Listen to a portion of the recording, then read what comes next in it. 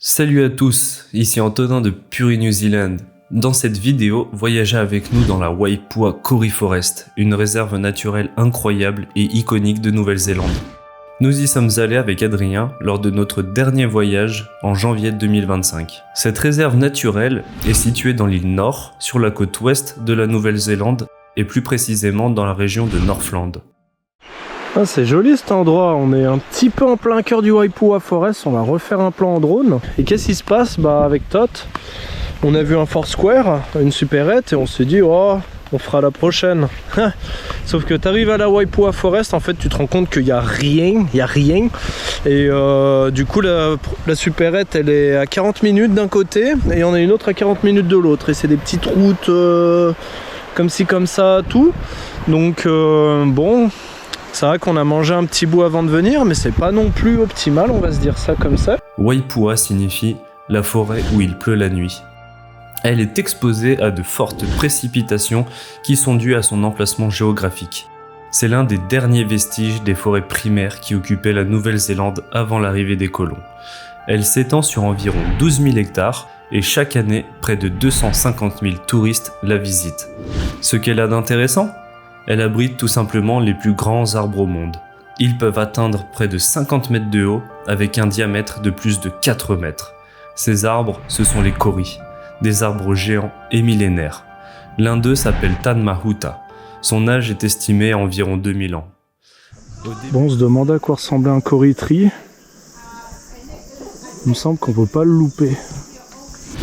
Du coup, on est là à Waipua Forest. En fait, le track... il s'arrête juste là. Ça fait même pas 5 minutes de marche. Donc on espère trouver une autre balade parce que de ce qu'on nous a expliqué, on pouvait y passer aussi bien 1 heure, 2 heures qu'une demi-journée, une journée à se balader. Je crois que c'est pas tout à fait l'endroit. Bon voilà, on a vu le kauri tree qui a 2000 ans, énorme. Il est tellement gros qu'en fait on peut faire 35 maisons de 2 chambres en bois avec. Et il y en avait partout en Nouvelle-Zélande, donc des plus petits, mais les plus gros poussent ici dans le Northland. Au début du 19e siècle commence la déforestation intensive. Les forêts de kauri sont peu à peu détruites.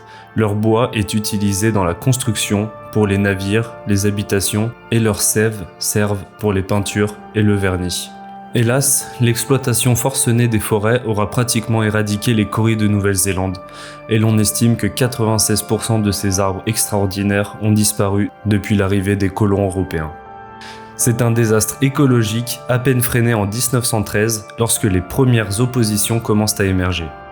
Il faudra attendre 1952 pour qu'une pétition de 43 000 signatures menée par le biologiste William Roy McGregor pour commencer à vraiment protéger ce sanctuaire. Au cours des années 1980, la gestion des forêts est confiée au ministère de la Conservation. Et depuis 1999, le Waipua Forest Trust mène des actions en faveur de la protection de la forêt en y plantant notamment des kauris et des manukas.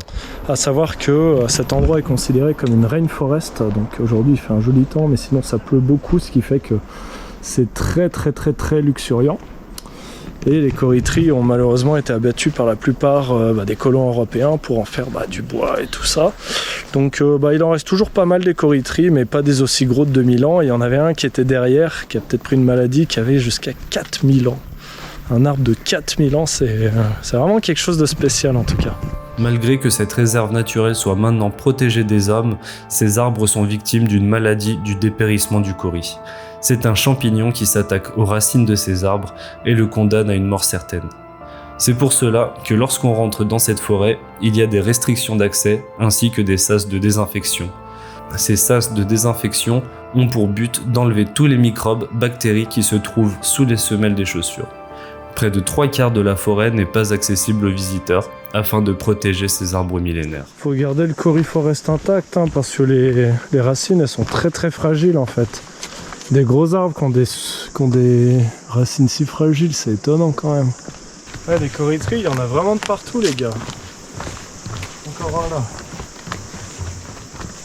Ça, ils sont pas aussi vieux que ceux qu'on a vus précédemment, mais ça reste quand même mastoc. Malheureusement, ce jour-là, les photos et les vidéos qu'on a prises ne montrent pas réellement la grandeur de ces arbres. On peut toutefois comparer les kauris avec d'autres arbres à côté, et on voit la différence. Avec Adrien, lorsqu'on a vu notre premier kauris, on a été subjugué de la hauteur, de la largeur de cet arbre et ses branches énormes. Sur un des kauris, on a d'ailleurs eu la surprise de voir des abeilles sauvages qui s'étaient nichées dedans. Et vu la grande biodiversité de cette forêt, ces abeilles doivent se plaire, avec des cours d'eau pas très loin et énormément de fleurs à butiner. En comparaison, en France, on peut trouver des grands chênes, des frênes, des châtaigniers, mais c'est rien par rapport aux kauris. Et on ne peut que vous conseiller d'aller voir par vous-même si vous êtes en voyage en Nouvelle-Zélande. Merci d'avoir regardé cette vidéo. Ça nous tenait à cœur de vous partager cette forêt ancestrale et iconique de Nouvelle-Zélande. Si vous avez des suggestions ou des sujets que vous aimeriez qu'on aborde, n'hésitez pas à nous le faire part dans les commentaires. Et sur ce, je vous souhaite une très bonne continuation et à bientôt pour de prochaines vidéos.